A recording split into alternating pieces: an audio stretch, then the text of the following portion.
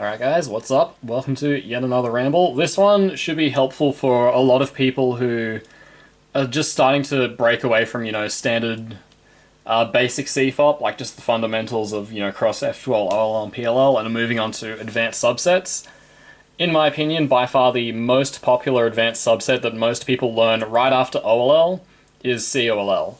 And that's what I want to talk about today, because COLL is an absolutely great addition to your solves, and it can have some great carryover effects into things like last layer look ahead if you watch my Roll and Joel ramble, as well as OLLCP. Everything I'm saying here does apply to OLLCP, by the way, but I want to talk about it just through the context of COLL because I think this is, like I said before, the vast majority of people, after they learn OLL, if they're going to learn more algs for CFOP, it's usually COLL like 90% of the time, and then sometimes it's winter variation depending on the person, but it's mostly COLL, and it's rarely anything other than COLL or winter variation. So before I get started on this ramble on when COLL goes wrong, my background with COLL, I want to make this absolutely clear. So my first competition was in very, very early 2012, I want to say anywhere from about January to March or so, and at the time I was using full COLL as like my method for solving a 3x3. I wasn't using VHLS, so it was only if I just happened to get all my edges on top and I wasn't really being too crazy with EO, like trying to force it, because I was pretty comfortable with OLL, and I think I knew some OLLCP as well. But if I didn't get all my edges oriented, I would 100% of the time do a COLL. This includes the Soons, and this also includes crappy cases that are not faster than just the standard OLL in general. So yeah, that's my background on COLL, and basically the point I want to make here is unless I've somehow missed something over my entire cubing career, there is a very good chance that you cannot convince me that full COLL would have made me faster than I am currently. That's basically all I wanted to say with that. And I think most people would agree. So, anyways, what's the first argument against COLL? You know, why are you bashing COLL? It brings you closer to solved. EPLLs are epic. Yeah. Well, I guess, but have you ever considered the fact that adjacent corner swap PLLs are pretty good too? So here's our first example for this, trying to demonstrate how similar EPLL and AdgePLL can be. So we have this COLL case. Actually, I'm going to do an HPerm to it. We'll pretend you're not recognizing the ZBLL because you've just transitioned from OLL. This is obviously an easy ZB, but let's assume your COLL alg here is anti-soon, back anti-soon. And then you get HPerm, which is, it's okay, I guess. Well, let's say you get this, and then you do that, and then you get ZPerm, which is even less okay. If you just do the standard OLL here, and this, for my standard OLL, I would do the 9-move RUD alg, so just RURD, R prime, U prime, RD prime, like that.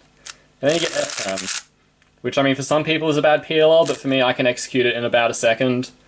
And for that ZPerm, I can also kind of execute it in about a second. For HPerm, it should be someone, but again, because of M-slices, I could lock up and realistically get under a second. And the other thing is, let's assume I can execute HPerm in like 0.7 or something. I can execute JPerm in probably okay, probably not 0.6 because I'm not that good, but I also probably can't execute HPerm in 0.7. But pretending that I'm a TPS kitty, there is a very good chance that I cannot do HPerm faster than JPerm. So, operative point being, AdgePLL and EPLL, in general, the time it takes to complete the PLL, assuming you've learned the right finger tricks, it'll be pretty similar. Like, RPerm's really good, TPerm's really good, both JPerms are good. GPerms, there's usually at least one that you're good at. Obviously try to be good at all the GPerms, but yeah, even some of the GPerms aren't bad for most people if they haven't even taken the time to really master them. And yeah, just point being, like, ZPerm, like, some people can do it really well, but a lot of people struggle with it. HPerm's fairly good, but it's also very, very, very rare. It's about as rare as a PLL skip, so that's my little spiel on AdgePLL and EPLL being very similar. And it's mainly to do with HPerm and ZPerm, because UPerms are objectively quite nice. So, that all being said, I've talked about EPLLs and AdgePLLs, but there is one other subset of PLLs, and that is diag PLL. Diag PLL is definitely worse than the other two sets. Obviously, it does depend on your individual execution abilities, but for the vast majority of people watching this, YPerm will be the only Diag PLL that even so much as compares to like AG PLLs or EPLLs. Like, some people can do YPerm at about 0.8, I typically do it anywhere from about 0.9 to 1.2 if I mess up a bit. Other than that, EPerm, good execution, but I think what people forget to realize is that the recognition for it is absolutely terrible, and you have to do an X rotation, which takes time. So although EPerm execution is good, I would still say it is a fair bit worse than AG PLLs and EPLLs. VPerm, I don't know why anyone would argue with me on this, but I'll play devil's advocate. VPerm can be done in low 1 or even sub 1. However, in my experience, doing this requires very, very precise, well thought out finger tricks that are at least a little bit inherently risky, if not a lot inherently risky. So VPerms, yes, it can be that speed, but it takes work. NPerms suck. I really hope no one argues with me on NPerms. Please don't argue with me on NPerms. Please. So, point being, and we'll go back to the examples here, if using COLL takes you from a Diag PLL to an EPLL, then the ALG, it doesn't matter if it's a little worse than the standard OLL, is kind of the point here. So we'll take this one. I think a lot of people use this as their standard OLL pretty quick, and then EPerm, so fast. Or you can just do COLL, and like you can see, it's not as quick as, I mean, I messed that up, so that's not a good example. Probably not as quick as that, but it's not far off, and the average Diag PLL is obviously a lot worse than the average EPLL, and like here I got the worst, or one of the worst EPLLs. But still, doing that into HPerm or even ZPerm will probably be better than doing this into any Diag that isn't Y. If it's YPerm, then it gets a bit, then it gets a little bit different, but that shouldn't really matter, and the reason that doesn't matter is, although COLL, it does bring you closer to solved, which is generally good. If you need to bank on getting a PLL skip for the COLL to be worth it, you want to know what that means when you run the numbers? What that means is 11 out of 12 times it is literally not worth it. As such, it's more useful, in my opinion, to talk about worthwhileness in terms of what's going to occur most of the time. So when I say Diag PLL is generally bad, YPerm is an exception, but the exception does not disprove the rule. This is a basic principle of statistics, and people who claim, you know, oh, but what about the exception of the rule? That means you're wrong. Generally, it's just kind of a low IQ talking point, and people who, you know, talk on and on about exceptions when discussing rules, they're generally not the exception themselves. Let's just say that. So, let's talk about some different cases. So, Soons. I think we all have kind of figured out it's very rare for me to encounter someone that still thinks Soon COLL is worth it. And the reason for that is, look how fast you can do Soon, if you got the right finger tricks. I did not have the right finger tricks there. This also applies to anti-Soon.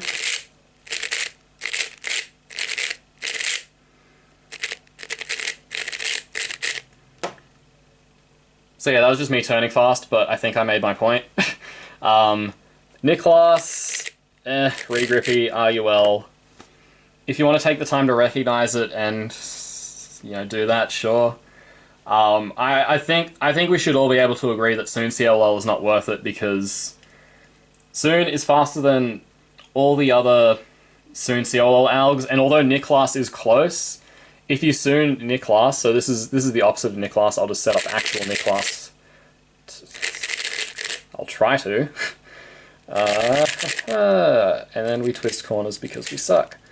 So, even if you do get Niklas, sure, you do get EPLL, but once again, the thing I mentioned before, Soon will take you to AG PLL, and it is very useful to know when you are avoiding AG PLL and when you are avoiding Diag PLL. You want to avoid Diag PLL. If you're avoiding Diag PLL, then the alg you're using to do OLL does not have to be as fast as the standard alg, you know, whatever you would use when you disregard CP.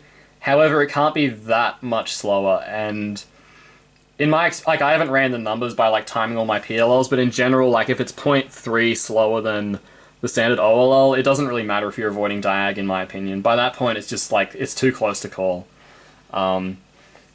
So yeah, that's why soons kind of suck. And then obviously there's like other COLLs, like you can do that.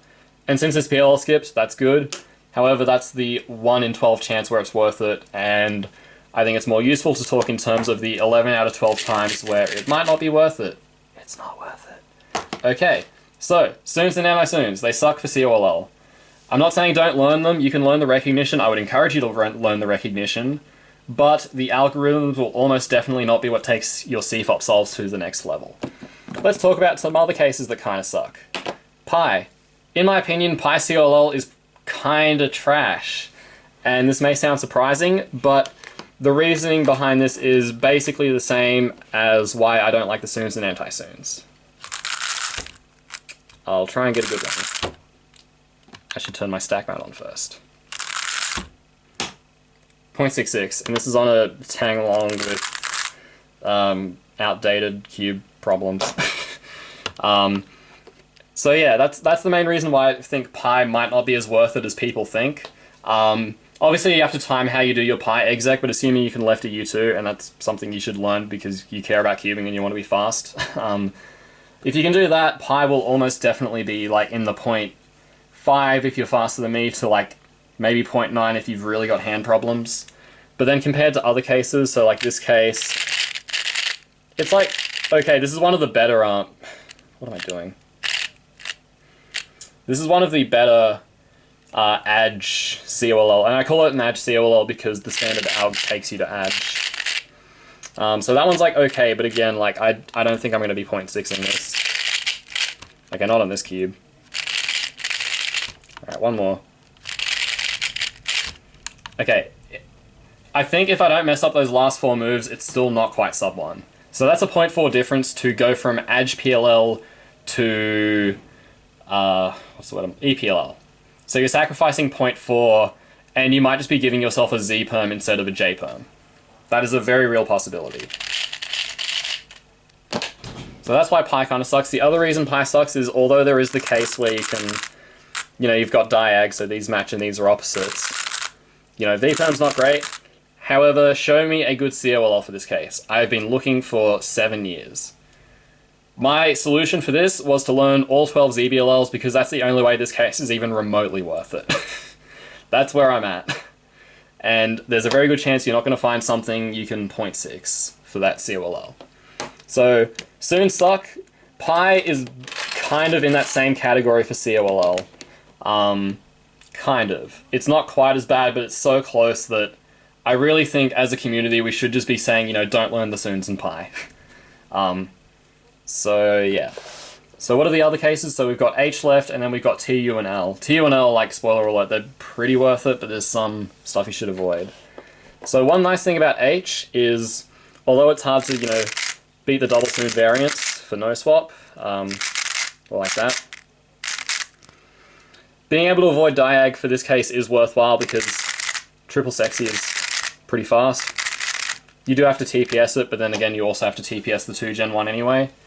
So knowing these two at least is good because they have the similar recognition. You know, that one's got the 2 bars there, this one's got the 2 bars here. And then for the ADG cases, so like these ones, again, if you really like executing that, sure, but I don't think it's going to beat double soon. And if the thing is, you're still going to get an ADG PLL, and then the other case is this one. So you can do that into you know what, but double soon variants, pretty damn good, and ADG PLL ain't so bad either. Here's another interesting thing I want to talk about H specifically. This once again ties into my Roll and Joel ramble. If you haven't watched my Roll and Joel ramble, please watch my Roll and Joel ramble, because it's very good. But for these particular H cases, one idea that I talked about a lot in Joel was basically that it's very good for ADG PLLs in particular. I like how the cube just fell there. So ADG corner swap PLLs, in general, the corners, the headlights, the solved corners are going to be on the left. This is true for J-perm, it's true for most of the G-perms, it's true for this R-perm. It's not true for A-perms, but in general, most of the ADG corner swap PLLs will have headlights on left. For these cases, these COLL cases, it's actually very easy to put the headlights on left. For this one, you just put them here, and then you do double anti-soon from front or back, and then you set up. For this one, you put these on the right, and then you do double soon or double back soon. And then you get your free Joel, as it were. So, that's how I feel about the H cases. It's good to know the recognition because, once again, you can use COLL sometimes, but then for the other two cases, you can actually use your recognition for Joel instead, which I think is potentially worthwhile. And then if you want to just stick to the same double soon variant, so you don't want to switch between doing anti-soon style and soon style, then what you can do instead is... These corners don't want to twist. Too bad. So let's say you prefer to do the double anti-soon style. So I'll set up another case. So let's say you like the double anti-soon style. So you like being able to do Joel for this, but for this one you don't really want to put the headlights on right and do soon just because you're more comfortable with this. What you can do instead is just know from experience that because you need to do a U prime to put these here, after the double anti-soon you'll most likely do a U prime to complete your PLL. So that, in my opinion, is a good way to approach H. Pi, you might not find COLL to be very helpful. I'd be very doubtful. Soon, I'd be even more doubtful, same as anti-soon. But for T, U, and L, they're mostly pretty damn good. There's a couple cases that aren't great, like diag T, which is this one. It's not great because, again, standard OLL is like that. But there's very, very few cases in my experience between T, U, and L that I would say are non-worthwhile COLLs. So, last thing I want to mention before I close off on this when COLL goes wrong ramble. I think a lot of people want to learn COLL in its complete, incompleteness, just kind of for their own reasons, and you know what? You can do that. You can learn full COLL if you wish to, just for completeness sake. And on some level, I would encourage people to do this actually, or at the very, very least, learn how to recognize CP for all the COLL. So know how to recognize CP for soons, know it for pi, know it for H, know it for T, U, and L. Know all the recognition. But if you do choose to commit to full COLL, as in the recognition and ALGs, just realize that long term, assuming your goal is to be faster, you will discard a number of your COLL ALGs. But these will not be ALGs that are wasted on your knowledge, as it were. You will learn something from it, in terms of last layer, look ahead. You can just apply the recognition to OLL CPs, and everything I've said in this video pretty much applies to OLL CP as well. So, yeah, you're going to discard ALGs. And the last thing, so I said that was the last thing, this is actually the last thing because I'm a liar. The last thing I want to mention is it is useful, in my opinion, for you to learn PLL skip cases for COLLs. So for example, for FATSOON, a lot of people will recognize the CP, opposites opposite, so it's no swap, block, block, block. You really only need to see two of the blocks, but there's three there. And people just know from experience that that will skip. I would encourage people who long-term may be interested in ZBLL to do the same for COLL, because you'll basically be learning free COLLs, and for cases that have mirrors and inverses that produce different ALGs, then you can learn multiple ZBLLs using just one ALG effectively. And I'll show a quick example of this. Don't know why I'm doing this one-handed, it just makes the video longer. Alright, let's go with, so we'll go with this COLL. So, matching here, opposites here, and the ALG looks like that. If you wanted to learn the PLL skip case for this, all you need to know is that there will be a block here. And so anytime you just see a block here and nothing else, you know it's going to skip. So that's good to know, but if you do this ALG on a solved cube, it generates this case, which is a different PLL skip case, as it were. So now the block is here. So let's say you're in a solve and you get this COLL, but you notice, oh, the block's here instead of there. I can actually ZB this. And then similarly, you might also notice, oh, what if I do the ALG with my left hand? Or, okay, don't think that. Think, what if I did the ALG with the front to back mirror? Like so. So the block was on the left before for this skip case, now it's on the right. So naturally you can either do LUD and just mirror the whole thing, or you can, not invert, mirror it from front to back. And now you know that skips. So in my opinion, it is very much worthwhile to learn PLL skip recognition in general, but for COLL especially, if you learn it for all of your cases, then there's a good chance you will just pick up a bunch of random ZBLL knowledge, like, passively. It's just passive ZBLL knowledge, and it's, you know, if you're at all interested in learning ZBL long term, I would highly, highly encourage you to. Even if you don't think you'll be interested long term, I would highly encourage you to. Because a lot of ZBs are quite easy to recognize and solve. Some are obviously a pain in the bitch, but, you know, that comes with the territory. So, that's my whole ramble on COLL. COLL is in my opinion, it's one of the, like, fundamental things people should learn to take their CFOP solves to the next level.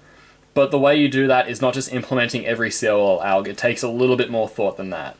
So hopefully this will serve as a guide for people who are learning advanced CFOP and going from OLL to COLL, and give them a bit of a head start, basically, instead of having to do what I did, which was learn all of COLL, use it in comp a bunch, realize some cases just, like, aren't giving me faster times unless I get a PLL skip, which is dumb.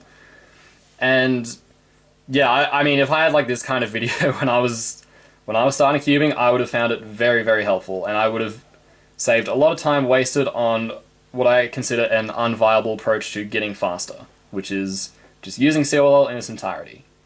So that's it. Thanks for watching. See you in the next ramble.